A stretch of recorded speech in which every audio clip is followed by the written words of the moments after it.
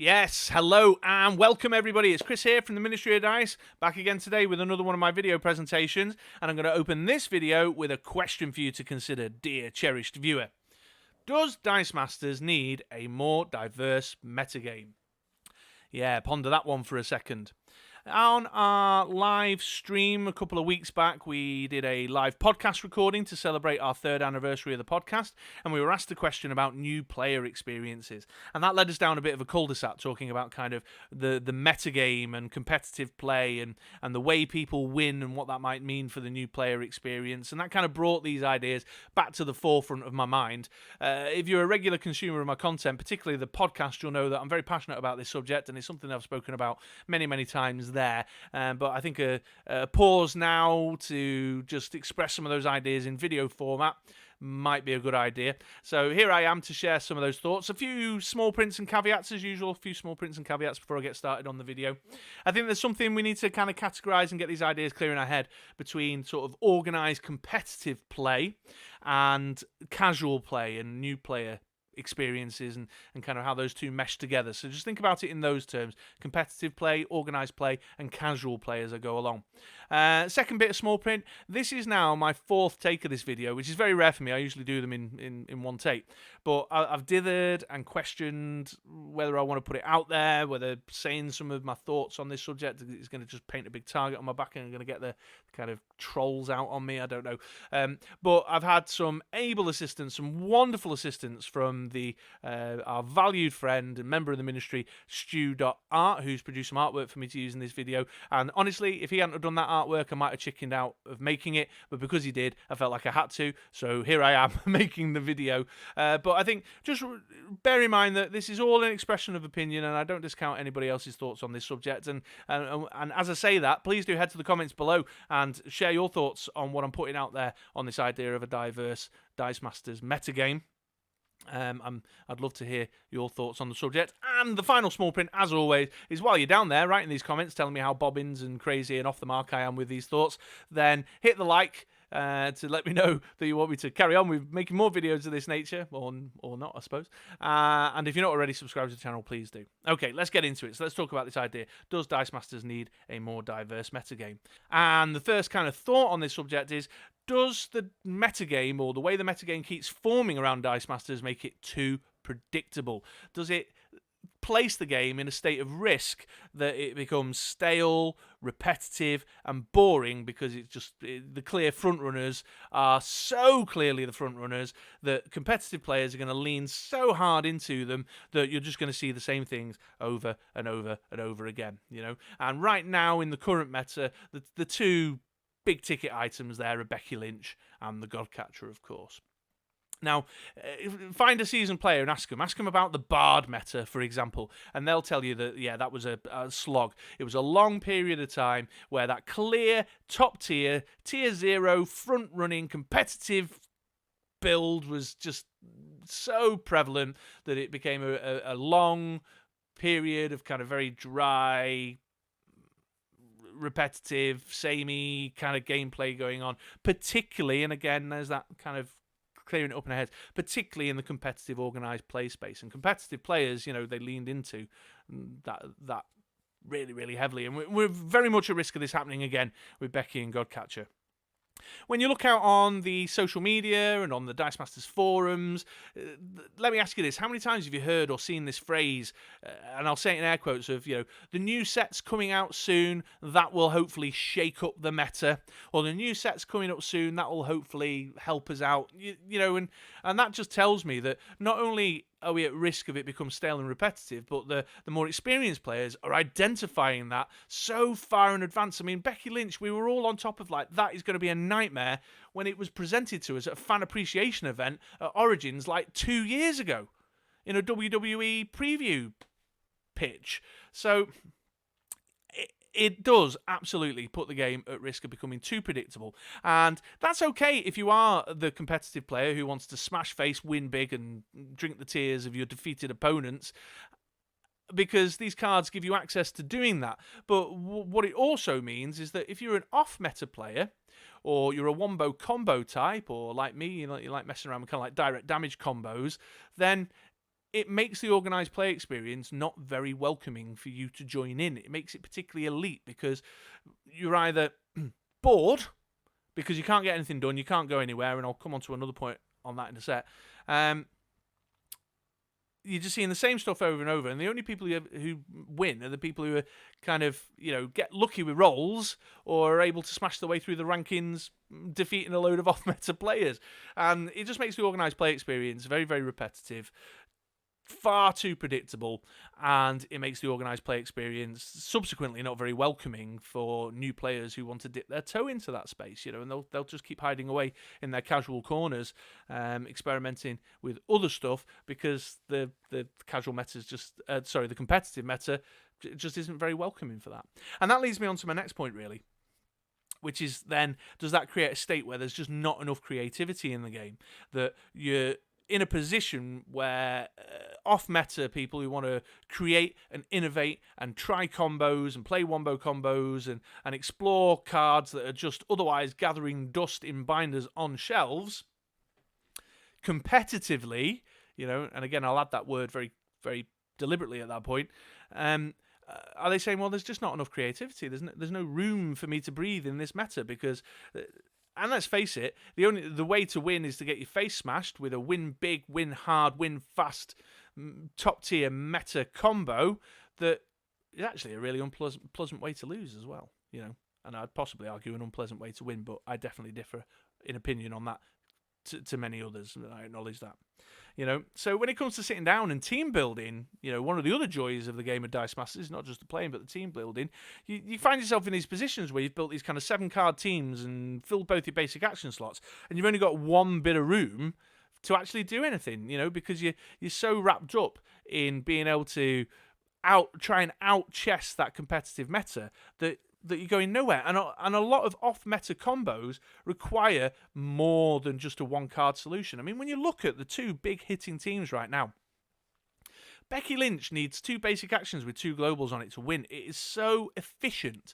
Or the Godcatcher. I mean, when we look at Alan's team from EXO, the Earth X Origins winning team was a Godcatcher with Under Surveillance, a 2-card combo. And that just gives no room to breathe for anything else. It's fast, it's furious, and it's disgustingly in your face. And that's just narrowing options, because then the off-meta player or the control player or the combo style player is saying, well, I need an Angela to stop the Becky Lynch, and I need a Gazer because Intimidate's going to remove the Godcatcher token, and I need a Blob because there's so much, that's another point, that the counters to the counters in the very aggro top tier point of that competitive tier hierarchy has such cheap, easy 1 or 2 card solutions to solve all their problems. Like, in a combat meta, Static Field is a pain in the ass. But then we've got Eddie Guerrero and Istrid Horn, both cheap, 2-cost, easy to get your hands on. Eddie Guerrero, repeatable, because it's a when attacks ability. It's like, what is going on? And just the diversity in that meta is so narrow. And that leads me to another point, is that if you're a competitive player who does want to lean into that top tier, and that is your thing, and that's where you get your buzz on, then your team's on rails. It's just, you're basically everyone's just building the same team to win. And it's, I hope those out there who like ranty True Mr. 6 are getting their fill of ranty True Mr. 6 right now. So, you fill your team up and you go, well, I've got no room to actually do anything now. There's nothing out there that helps me turn this control into a win condition, so now I've got to try and crowbar a win condition in. Or if I can't beat them, so I've got to join them, so the win condition's going to have to be the same win condition as everybody else and chuck a Godcatcher dice in there. Or you're building teams because you do want that all singing, all dancing, lovely jubbly, win big, win fast thing. And you just basically got a team on rails. Right, I put Becky Lynch in, so now I need the 2 ringside announcer globals. Right, I've got all that in. Static Field and Wallop and Kang are a bit of a problem, so I'll throw an Eddie Guerrero in.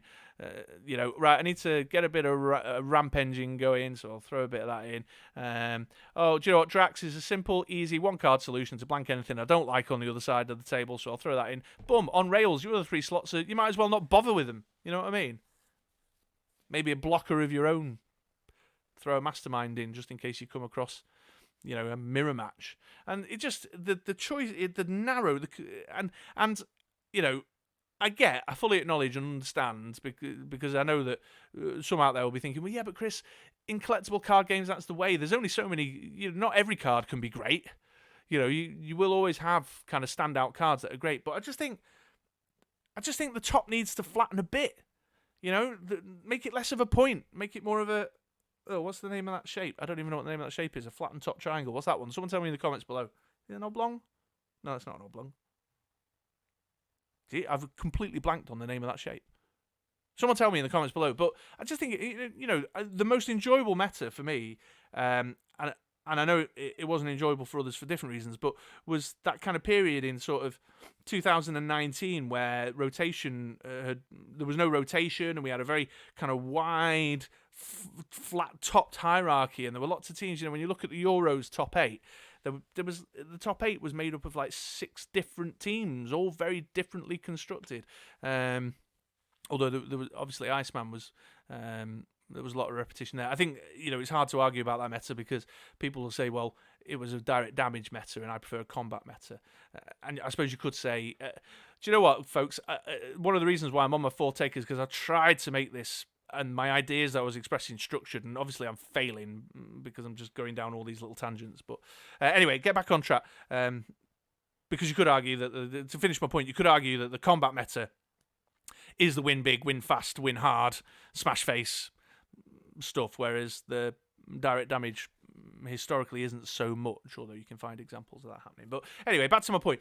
Creativity. So it's becoming predictable, becomes stale, puts the game at risk, and people are just like, I don't want to play organised play. I'll just, because you just see the same stuff over and over again. It's just samey, which I think is a fair argument.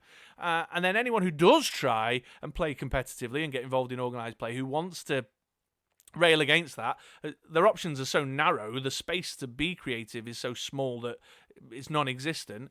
Or you just lean into it, you go, yeah, I'm into that stuff, I'm doing it, and you're just building teams on rails, and it's the same stuff over and over again. You just, your competitive card pool becomes tiny.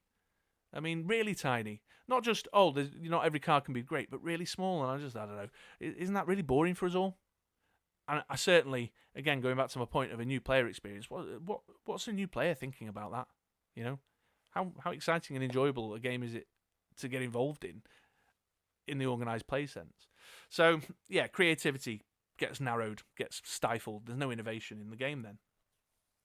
That then leads me on to another point where I think, and the question I hear, I suppose, is there a mismatch to what attracts people to the game compared to the experience that then comes out the other end when it's organised competitive play? And by that I mean, and I look at my own experience, I'm a big comic book nerd. I came into the game because I'm a comic book fan. I came into the game because I wanted to play around with the Avengers. I wanted to play around with the Justice League. I wanted to build Legion of Doom teams, and I came into the game because of the theme and the imagination of the team and the fact, that it's kind of constructed in a way where you can build your little teams, your units, just like they'd get together in the teams and units in the comic books. And or you're a D&D fan and you've just collected D&D sets and you want to make your little war band of adventurers who are going to come together and do a dungeon, and you want a bard and a magician and a warlock and a warrior and Valkyrie and all that. But that brings you into the game. But then the competitive organised play meta, again, let me ask you this, talking about phrases that you've heard people say or write on forums. How many times have you seen people say, well, at a certain point, it just becomes about the game texts? Like WWE, when that came out, that really polarised the community for a period of time, because a lot of people are like, no, WWE is just not for me. It's not an intellectual property I'm interested in. I'm not into the photo cards, real people thing. I'm a comic book fan and I want the comic book stuff. But then it was all like, oh, well, I suppose I'll pick it up if, Becky Lynch and the basic action, they're interesting globals. And it what brought you into the game in the first place is not what you're getting. There's a mismatch, I think, in terms of the way that the competitive meta. Now, if the game was a little bit more acknowledging of the what if, the imaginative exploration that the broad, if you belong to the broad church and nerddom and you like it all, then yeah, I want to see what the Justice League, how they fare up against the Avengers, or I want my Black Widow to ride a dragon. That's really fun and stupid and dumb and just gets my nerd juices flowing. Then perhaps then it would be all right. But it doesn't seem to. The competitive meta doesn't seem to like play imaginative what if. And so there's a mismatch, and I think new players coming in will always stay in the casual state and just little casual local gaming store meetups or dining room table type stuff, mothers, fathers, sons and daughters kind of thing, because in the competitive space, in the organised play space, that there's a mismatch, that theme and themey synergies just don't seem to translate into competitive win. And I think that's a shame. That's sad, and what we'll see is just this state of affairs for a period of time now, where it is just like Becky Lynch, Jerry Lawler, Booker T, there it is, and like the person who turns up with the Avengers team because they wanted to make a Marvel Cinematic Universe Avengers team just ain't really going anywhere. Ain't getting anywhere.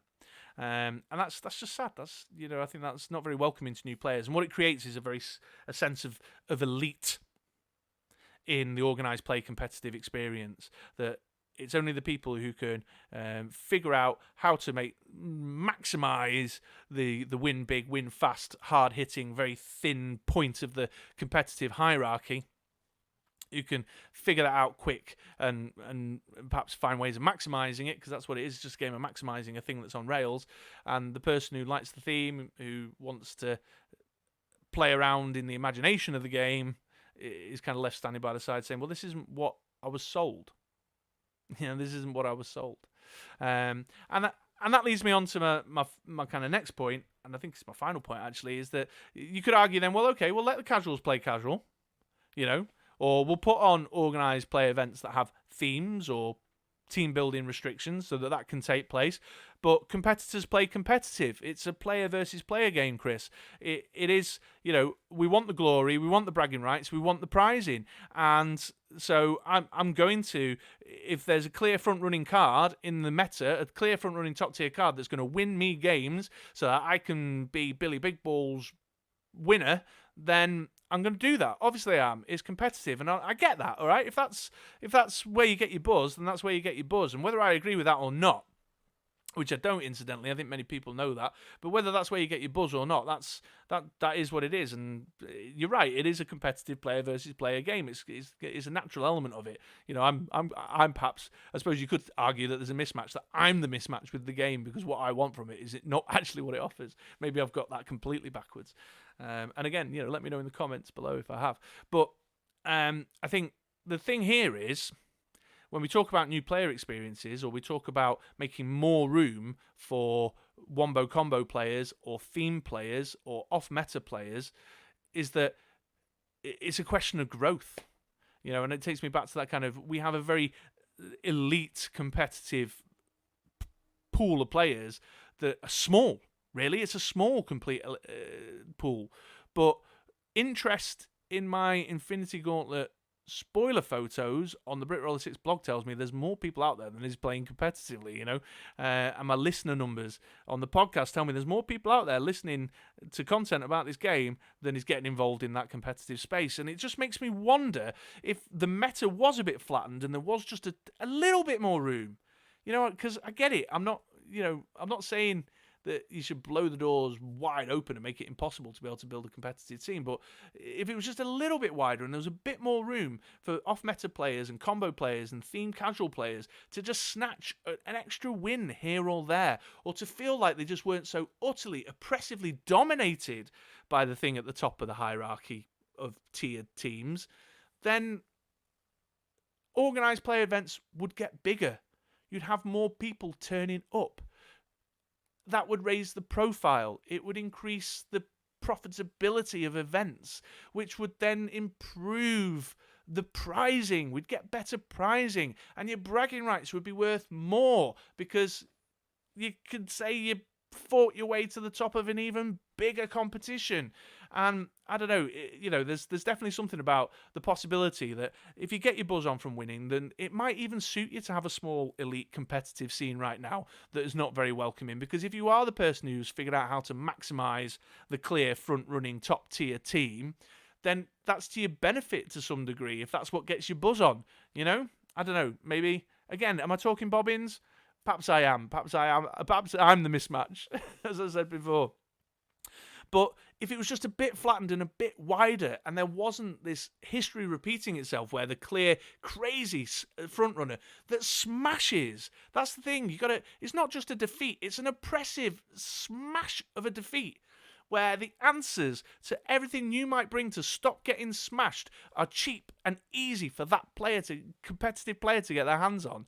It's an unpleasant way to lose, and if it was just a bit flatter, the organised play could grow, and new players would feel less inclined to hide away in their dining rooms and kitchens and in the dark corners of their local gaming stores where nobody's looking at them, into the more public competitive play, organised play space, because they could cross that divide. And again, you might say, well, we do casual style events with themes and formats, and I love those. I think they're great. But they don't bring the prizing, and they don't bring the prestige, and they're not helping us raise the profile of the game, which will then subsequently create bigger events, which will create, success will breed success, and it will, for those who do want to win and do want the bragging rights, it will be better for you because you'll get better prizing that's worth more and more exciting, and your bragging rights will be amazing because the size of the event that you battled your way through will be more impressive. And so, to be clear, I'm not saying it's not impressive currently. I'm just saying, there's so much opportunity. And I think sometimes this argument where they printed the card, it's legal, it's fair game, so I'm just going to smash face and win games with this such a small elite pool of cards that's so unwelcoming to wombo combo players, to theme fans, to people like me, combo direct damage people, that we stop bothering. And my final point on this, look at that artwork by Stu, by the way, amazing, because this is getting a long video of me just ranting on. My final note on this, my final point is that maybe there's something about self-regulation. I suppose that's what I'm trying to imply there with this idea of it's printed, it's legal, it's fair game, to say, well, it's not fair game. Perhaps maybe I should regulate myself more in that space. And I don't know, that's another video and another debate for another day about player regulation. But there's something about us as a community saying to WizKids, help us out, give us a wider meta, make it a little bit more competitively welcoming, and then perhaps we could start giving HeroClix a run for its money in the halls of Gracelands at Memphis. I don't know. Anyway, I'm running out of steam. You can probably tell I'm fizzling out at the end. Please do share your comments below. I'd love to hear them. I absolutely acknowledge and understand that my view on this is very different to many others, and I'm open to hearing those thoughts and comments. There'll be no backbiting, counter arguing. But what I will say is that I have dithered over putting this video out, so please don't troll me or come at me hard. I think if you know me, you'll know that I felt this way about the game ever since I started playing it. But I'm not for 1 minute trying to offend anyone with this video. I'm just trying to stand up for the casual players. I'm just trying to stand up for the off-meta players a bit more, And I think, as my absolute final point, there might even be some competitive players who are winning games and getting their buzz on from the win, but might possibly admit that they don't like the cards they're winning with. As a final question to think about. All right, okay, I've definitely run out of steam there. I need to drink my tea. So I hope you did enjoy this video. Please do give me a like if you did. I suppose give me a dislike if you didn't. Drop a comment below. Subscribe to the channel. If you've got a bit more time, there's going to be a couple more videos on the right-hand side of the screen that the super mega YouTube brain thinks that you might enjoy. So stick around and give them a try if you like. Otherwise, I'll catch you on a podcast, on a video, or writing a blog post somewhere soon. Thanks, folks. Bye.